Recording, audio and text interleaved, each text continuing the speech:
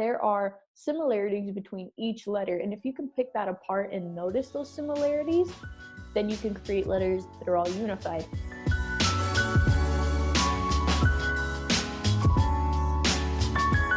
Hey, I'm Becca with the Happy Ever Crafter, and this week I have Hayley Barry on the show, who is teaching us a mini lesson on the ABCs of block lettering. So like the literal ABCs, because she's walking us through every letter in the alphabet and how to build them properly as a good solid foundation for the rest of your lettering work. I get this question all the time about block lettering and how to make your block lettering better so that you can use it to accompany your calligraphy and to learn how to do some more intense types of hand lettering. And so I'm really excited for you to learn this lesson from Hayley, like I did in an in-person workshop a couple weeks ago. So let's jump right in. Hayley, welcome back to the show. Hey, what's up? It's been a while since you came on here, but for those people who've been watching for a while, I think you'll probably recognize Hayley's face. And last time we just talked about murals, and this time we're doing something a little bit different, which I'm excited to get into because I get this question all the time from people, and I know that you're a great person to teach it. So looking forward to that. But for people who might have missed that first interview or who don't know who you are, can you give us a little rundown of all that before we start? Yeah, so my name is Hayley Barry. I'm a hand lettering artist, sign painter. I do really big murals, and I'm from Provo, Utah. So I do all that good stuff, but it's really fun to be on here talking about this because this is something that I get really excited about and that I hope you guys will really enjoy as well. Yeah, I'm sure everybody will really enjoy it. And like I said, I'm excited to get to your lesson because, as a little backstory for everybody, a couple weeks ago, Joanne, who taught me calligraphy here in Ottawa, had convinced Hayley to come all the way from Utah to Ottawa to teach a workshop. And I had the pleasure of attending that after being friends with Hayley online for a while. And so it was lots of fun to get to meet her and take her workshop. But there was one part in the workshop that I remember thinking like, okay, this is exactly what people are asking me for. And I need to get Hayley to come back on the show and teach this lesson live. So is this lesson we're about to get into, which I said in the intro, but is going to be like how to do the actual structure of letter forms. Is that something that you were taught in a workshop, or is it just is it kind of like a process that you came up with on your own after people were asking you about it? So it's kind of a combination of a few of those. So first off, I always say it's common sense, right? It's just kind of the idea, and you'll see as we get into it, but it's the idea that there are similarities between each letter. And if you can pick that apart and notice those similarities, then you can create letters that are all unified. And so that I've always known and was always doing it. But then I was at a workshop, Letter West, actually this last year, and Martina Flor was presenting, and she broke it down into squares, rectangles, or circles, rectangles, and triangles. And I thought, okay, that is the best way to explain this to people, because it's stuff that most hand lettering artists kind of understand, but by breaking it down into these really basic shapes, I thought that is a really awesome way to teach this. So it was kind of a combination of both. It was stuff I was already doing, but the whole idea of breaking it into those three sections came from Martina Flor. So woohoo, Martina Flor, but I'm going to be passing it on to you guys. Awesome. Yeah. I mean, we've talked about this before. Like, I only really teach calligraphy. I don't do so much hand lettering, and I get a lot of students who learn the calligraphy side and then want to add some fancier hand lettering to it, or just want to be able to kind of like supplement their calligraphy to do signage and stuff like that for clients.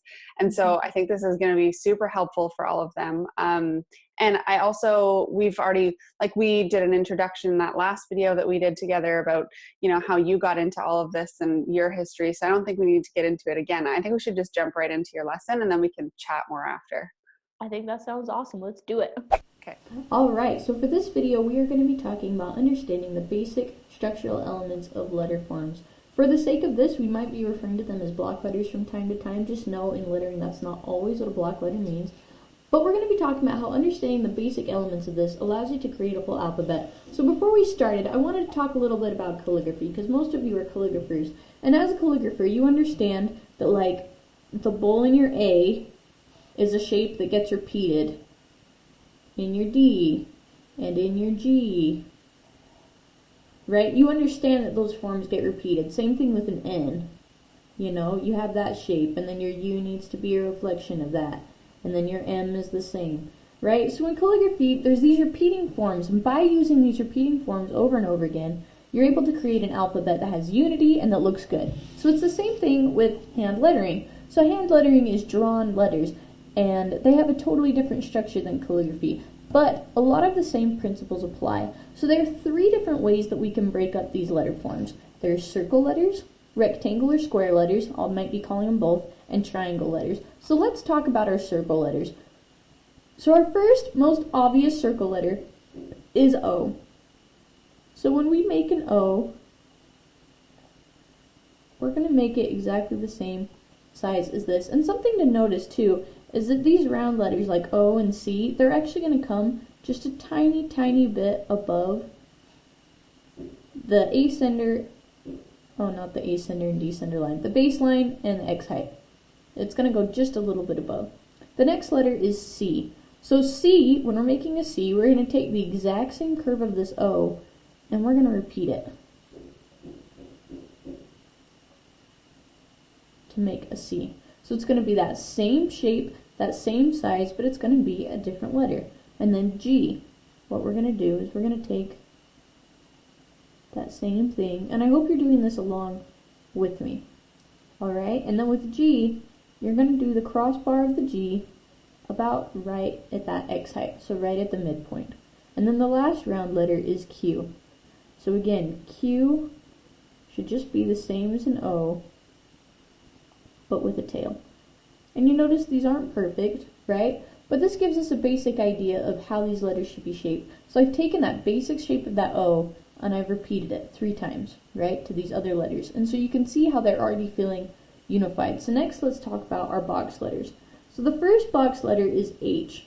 So H is a really important letter because it's going to sort of serve as kind of, I don't know what the best word for this is. We're going to be looking at H a lot as a reference. That's a good word. A reference for a lot of these other letters. So H, we want it to be about this size. Notice this isn't a perfect square. It's a little more of a rectangle. So it's taller than it is wide. It's about a 2 to 3 ratio.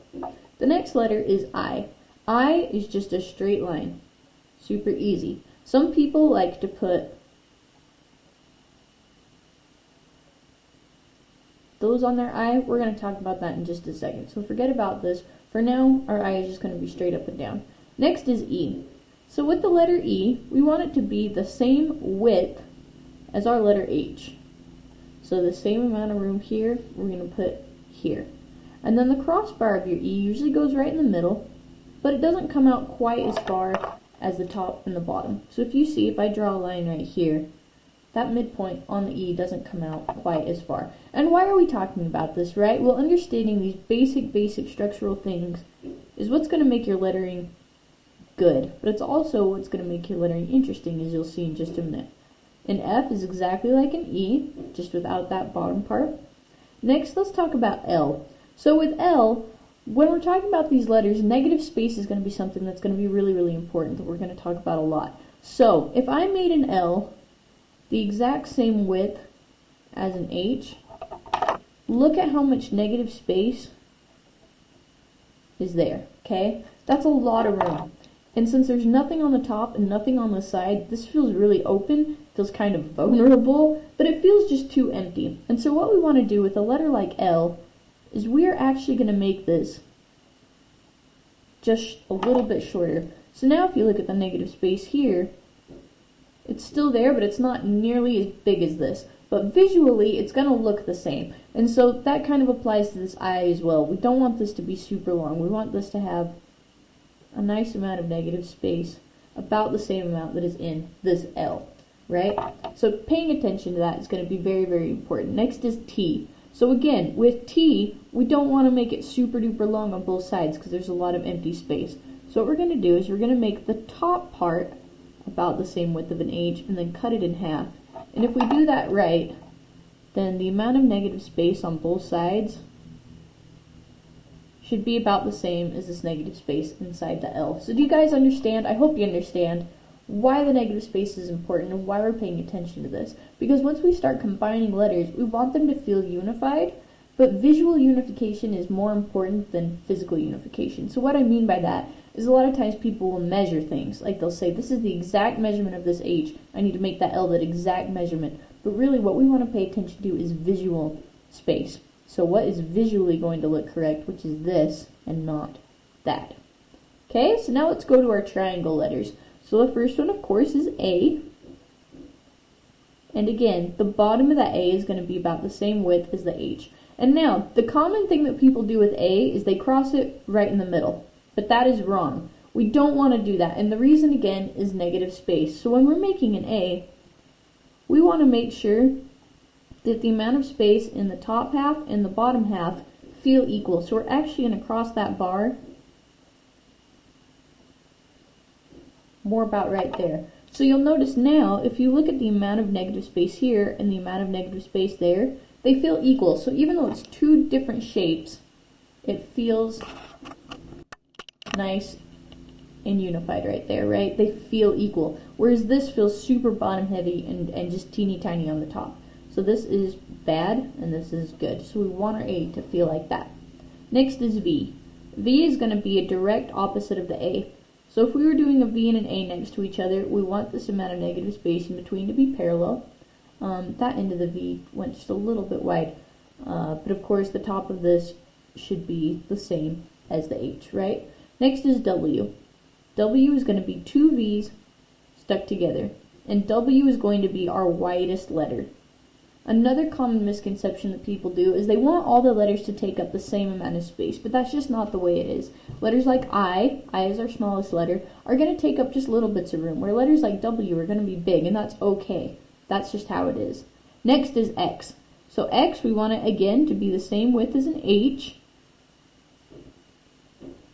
and it should cross right in the middle. Okay? So these are the basic structures of our letters. Again, we've got our circle letters, our square letters, and our triangle letters. Now you think, okay, what about the rest? Well, the rest of the letters in the alphabet are just made up of combining things that we know about both of these. So let's talk about the letters that combine circles and squares. So the first one that we're going to talk about is D. So for D, we know it's got a straight, just like the square, but then it's got a curve. And so when we're doing this, we want to make sure that the curve feels like it matches these. So one common problem I see with D is people just curve it. But what's the problem here? This feels tiny and small compared to these, right? Because the negative space in there is so just, it's not happening, right? There's not enough negative space. So what we actually want to do when we're making a letter like a D, if we want it to feel unified with these, is we're going to pull this out just a little bit. We're going to go ahead and kick it out straight a little bit before we start to curve. And now what we've done is we've created a letter that has close to the same amount of negative space here as it would in the O or any of these other letters, right? We want it to feel nice, we want it to feel unified. So by doing that, we've opened this letter up, we've made it feel like it belongs with these other ones. Next, let's talk about U. So U, again, we want it to be the same width as the letter H. We're going to go down straight on both ends, and we're going to connect them at the bottom. And we want that curve to feel nice, right? So that's a U. Next, let's talk about B, P, and R. So B, P, and R all go together, and they're kind of interesting. So first, let's do R. So when you're doing a letter R, again, I'm going to bring this out just a little bit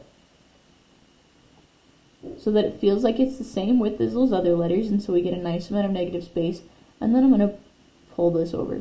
So on R, the top and the bottom sections should be the same size, again, so that we get that feeling of negative space that is equal in those. But now let's talk about P. People automatically assume when they're doing P that it should have a bowl exactly like the R, but you would be wrong. What we want to do with P is we want to actually bring this down a little bit below, just like we did with A. It's not exactly there. And the reason that we're doing that is because, again, this top on its own feels really, really small. It feels kind of dinky compared to these other letters. But by making that negative space just a little bit bigger, we've created more feeling, more substance, and this letter feels like it belongs with the rest of them. So this one is bad, this one is good. Okay? And again, you want to be careful where you cross that. You don't want to cross it too low, because all of a sudden it can start to look like a D. So you want to get it just in the right spot. Next is B. B, you have two options. You can either cross it exactly in the middle, just like we did with an R, that's totally fine, or with B, you can actually make the top barely smaller and the bottom a little bit bigger. And the reason that we can do that is because, again, we don't want it to feel top heavy, but if it's a little bit bottom heavy, it's got that structure and that feels all right. So R, P, and B do not always necessarily cross in exactly the same spot, and that's okay. If you start looking at really good fonts, like just classic ones you use all the time, like Times New Romans and things like that, you'll notice that that is usually the case, right? So thinking about that is important. The last of our curved letters, I'm going to do it up here just because we're out of room, is J. So J, it's going to be straight, and then we're going to do a curve that feels the same as the U. It's going to be just a little bit shorter though. We don't want it quite that wide, right? Because if we go that wide, again, we just want to be paying attention to that negative space. That feels like way, way, way too much. So this is good, that's bad. And also with J, there's always people that want to cross the top. If you want to cross the top, you can, right? Okay, so that's that. So now let's talk about letters that combine squares and triangles. So first, let's do K. So K is a straight line, and then there's two ways we can do it. Again, same problem with the D. A lot of people are going to go straight from the middle and come out like this, but what does that do? It makes a dinky letter that doesn't feel the same as the other one, so that is bad. So what we want to do with K is we want to bring this out just a little bit, and then come up and over so that it's the same width as the letter H. Again, letter H is sort of our reference for all of these, and that creates a nice amount of negative space. The other option with K is to go just below that midpoint, to come over the same width as an H, and then to come about right there and come down. Either of those Ks are totally good. They're different, but they both work well. And again, they both have the same amount of negative space on the top and the bottom, and they feel really even. So feeling is the most important thing, right? We just want things to feel right. And if you draw a letter and it doesn't feel right, then you got to erase it and start over, and that's totally fine. So next, let's talk about N. So N, again, is going to be the same width as a letter H, and then we just cross it in the middle. Super easy. M, we're going to go like this. We're going to come down to the middle. Again, so that the angle here is the same. This is another area where we can sort of have similarities. Then we're going to come up and come down. Again, we want those angles to feel the same. We want it to feel nice and even. That's the whole point of this, is that we are going to be repeating shapes and patterns throughout to form a unified alphabet. Next is Y. Again, Y is another one. People always want to go straight to the baseline, but what that does is it creates a dinky looking Y. So what we want to do is we want to bring it down just below that midline, or the X height, and then you have negative space that feels a lot more even to these other letters. The last one is Z. It's going to be the same width on the top and bottom as the H, and then you cross inside, and again, those won't be exactly the same as an N, but you just want to make sure it's feeling nice. Okay? There's one letter that's missing, and it's S. S is the outlier. S doesn't really fit in with any of these, but it's closest to the zeros. And so the easiest way to make an S, because people always struggle with this, is make two circles. And again, these are more ovals. I'm making them a little wider, again, because I want them to feel like they belong with these other letters. I'm going to make two circles that overlap just a little bit. And then what you're going to do is you're going to just follow that curve. And that's the easiest way to make an S. And again, I'm making the negative space on the top and the bottom feel similar, and the width of this is the same as the letter H. Alright? So now you can understand we've just copied shapes and patterns over and over again, but from doing that, we've been able to create an alphabet that feels unified. So now we want to talk a little bit about style. Changing the basic structure of your letter forms is the easiest way to add interest and style to your letter forms. People always automatically go straight to weight and contrast and flourishes and serifs and all these other fancy things, but those are the clothes, right? We want to change the bone structure. Changing that basic structure is what's going to make your letters interesting, and it's what's going to make them different than others. So I've drawn out some more shapes, some more circles, rectangles, and triangles that are just a little bit fatter. So let's see what we can do. So if I'm doing it fatter, I'm going to have a fat O, Maybe I should say wide, not fat. I'm going to say fat. We're going to have this wide O, and then we want our C to feel that same way. So we're going to do a wide C and a wide G. And there's a lot of letters like G where we have some freedom to kind of mess with things. So for the sake of this example, maybe for my G, instead of doing a straight line, I'm going to do a curve, and I'm going to come down. Okay? And you'll see how this is important in a little bit. So now I've done a Q. And same thing, since I've done this curve on my G, I'm going to do that same shape.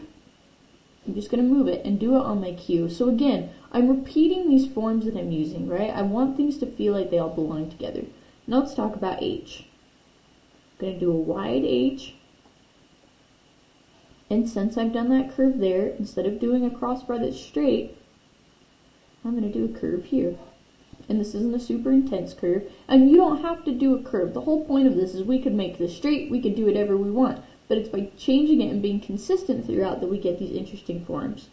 My eye is just going to be a line, so making it fatter isn't going to change anything about my eye. My E, going to make it longer. Going to do that same thing in the inside. But also, if I wanted to, maybe I could say that I wanted to repeat those shapes on the top and the bottom.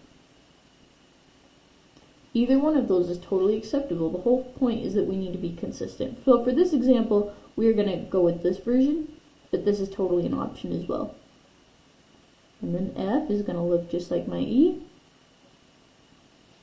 L, again, we're a little bit wider this time, but L should still be shorter than the rest of these letters. And then T. For the T, maybe I do a curve and come down. So you can see how just by changing a couple things, these letters already feel pretty different from these ones, okay? A, same thing. We're going to make it wide. We're going to make it the same width as an H. We're going to do that curve, and it's just a little lower than that midpoint, right? Because we still want the top and bottom to feel like they've got the same amount of negative space. A big V. Now let's do W. And so too, with these letters, you have a lot of freedom to change things. The reason that we learn the rules is so that you know what you're doing, so that you can make good decisions when you're breaking rules. There's a lot of people that break rules that don't know why they're doing it. But if you can break rules for a reason, that's a good thing. So with this W, for fun, I'm actually going to overlap these. Instead of having a W that takes up half a line, you know, it's so wide, I'm going to overlap them. And that still feels okay, right? Because I'm still repeating this form twice. I'm just shaking it up a little bit and changing that structure. And then for my X, maybe instead of doing it straight, since I've done these curves, maybe for my X I'll do one long curve, right? And so it's different, but it still feels like it belongs with these letters, right? Because it's mimicking the shapes up here in the circle section. Okay, so now let's do some combos of these. I'm going to do it up here just to save space. So D, I want my D really wide. U, I want my U really wide.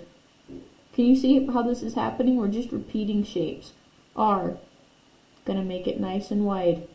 And since these are curved, instead of doing a straight, I'm gonna do a curve. P, gonna make it real wide. Bring it down just a little lower than that. And B. B for this one, I'm gonna just meet right in the middle. But again, if I wanted, I could go a little bit above and that would be fine. Okay, and then J. We're always running out of room for J. Alright, now let's do the other ones. K. Now for my K, I know that on my X I've got this shape. On my R I've got that shape. So I'm going to do the top, reflecting that X, right? You see how I'm repeating these forms? So it's all about what can I draw inspiration from that I've already drawn and apply it to what I'm doing. And then I'm going to take the tail of the R and make that K. And I make it the same width, but maybe for this one I decide I want to curve that. M, I'm actually not going to change the M at all, and that's okay. In fact, that M actually should be a little bit wider, about more like right there. That's okay. You don't have to change every single letter. Some letters are going to stay pretty similar, like the Y. But for my Z, instead of doing a straight line, I'm going to do like I did with the N and do a curve. Okay, so you see how this feels a lot different from this. And then if I went in and added weight and added serifs and added different things to this, because it's just the structure, right, it would feel a lot different. So let's do one more example. So these ones I did really, really skinny. So if I'm doing a skinny O, again, I'm just going to copy that shape, and then a skinny C,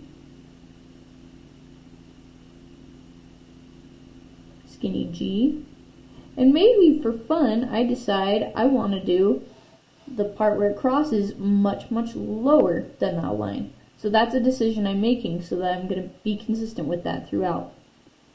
Maybe on this one I decide to just cross my Q straight down. There's a lot of different things we can do. H. So since I crossed my G super low, I'm going to cross my H really low because I want to be consistent. Consistency is the most important thing. So with this E, again, I'm going to cross it down there and keep it way skinnier.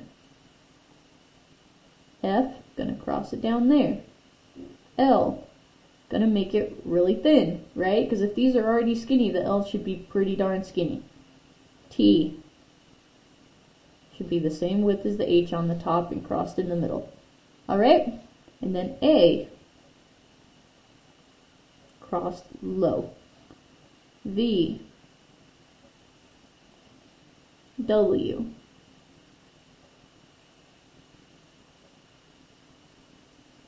X. And maybe for the X, I decide I want to cross it low as well. So I'm actually going to give myself a little point so that I can see where I'm aiming. And I'm going to do that. And then I might even look at it and say, you know, for the X, I don't want to do that. For the X, I actually want it to stay consistent, and that's totally your choice. You are the artist. You can do whatever you want so long as you have a reason, right? I should be able to come up to you and ask you, why did you make your X like that? And you should be able to tell me a reason. If your reason is, I don't know, then it's probably not good. If you can't explain what you're doing, you probably shouldn't be doing it. That's always been my motto. But if you do have a good reason and you can back it up, then you can do whatever you want. D. Again, skinny U. R. Now this is interesting. This is one that people get hung up a lot on, right? So they say, oh, I'm supposed to cross the R right in the middle. Yeah, but on these examples, we're crossing lower. So you're going to come down lower. And then for P, we can bring it down even lower than that, but sometimes, again, we can break the rules. So in this case, I'm actually going to make the P the same shape as the R because we don't need to go any lower, right? This is already low, and so this already feels okay the way it is, right? So you need to use your common sense, because there's some people that say, oh, I know the rules that this needs to be farther, and so they're always going to do that. But you can break the rules so long as it looks right. And then with B, again, we're going to be top heavy, which is something we would normally never do, but for the sake of keeping it consistent, that's how it's going to work. K, again, we're going to bring it down lower than normal. N is an interesting one, so we could cross normal, or what we could do is we could say, well, I know that every other letter has been crossing about right here, so I'm going to only make it come to right there. So again, things like that you can totally do just to shake it up. M, maybe for this M I decide to bring it all the way to the ground. And again, this M is going to feel a lot wider than those other letters, but that's okay. That's how it should be. Y, really low, and Z. And then also let's throw in an S. Maybe on S, I want the top to be a lot bigger than the bottom. Right? So this is it. So understanding these basic structures of letter forms is what's going to make your letters interesting. It's what's going to give you that ability to change things around and to make things fun. And by doing that, that's just what's going to give your letters that good structure. And it's really important not to skip this stuff. A lot of people, again, they always want to just go right to the really fun things. But if you can understand this, your letters are always going to look nice. And then you can go ahead and you can do things like add weight.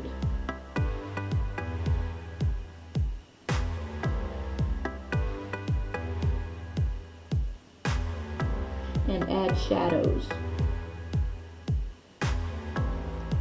and not all kinds of other fun things, but you'll know that the structural elements in your letters are right from the beginning, right? And that's what's the most important. And you can do whatever you want with these. Like if you wanted, you could say, I want all my triangle letters, instead of being triangles, I want them to be rounded on the top. And if that's the decision that you made, then your A's would be rounded, and your U would be rounded, and your V might be rounded and straight, and your W would be rounded, right? So just making these decisions is what affects your entire alphabet and can change the whole look and feel of your letters, and is super duper important for making you a mediocre lettering artist to a lettering artist that actually is aware of what they're doing and is consciously making their choices based on good principles.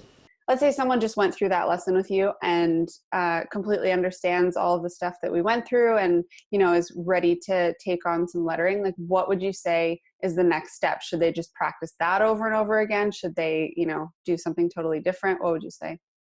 So the whole point of this is just to be the very, very beginnings of things. And so the next step after this is then to add weight and to add structure and to add serifs and to really jazz it up, right? These letter forms by themselves, there's not a whole lot to them. They're just the basic structure. It's like the skeleton. And then when you add weight and different things contrast, that's like the skin and the body and the clothes and everything to your letters.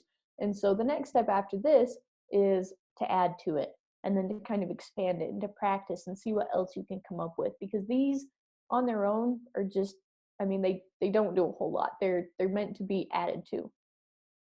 Yeah, totally. That makes sense because like I said, I think it's overwhelming to just do the whole alphabet. But when you talk about like one letter and where that crossbar should be and why it shouldn't be exactly centered and stuff like that, I think like those are the little tiny tweaks that if you were to just jump in and start adding weight to, what you thought was the right skeleton, like something's always going to look a little bit off. And so understanding those tweaks is super, super helpful. Yeah. And I think it is really important, just like you said, a lot of times when people jump into it, they always want to go straight to the most fun parts, right? Everyone wants to do composition and flourishes and all this stuff, but you can do that all day long and your letters might still look just a little bit off. And so remembering just these little tiny things, they really do make a huge, huge difference in the structural design of your lettering, right? Like how good it looks and how well it reads and everything. These little things are really what makes that big difference.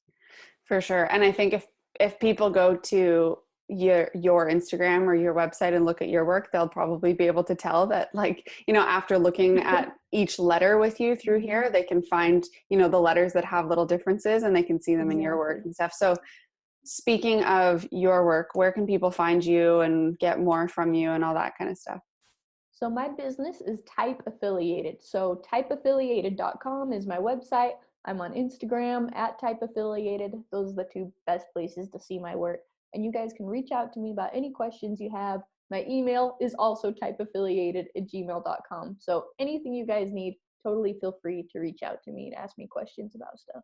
Awesome. And we didn't mention this in the intro, but you're also a contributor to the Panic-Free Pricing course. So if anybody wants to hear more from Hayley, there's the Panic-Free Pricing course, there's the video that we did together last time, and then there's all those spots that you just mentioned. So lots of places to find you. But thank you so much, Hayley, for coming back on here and teaching us all of that. And I'm sure that you'll see people using this lesson and tagging you on Instagram from it and stuff too. So excited to see all of that.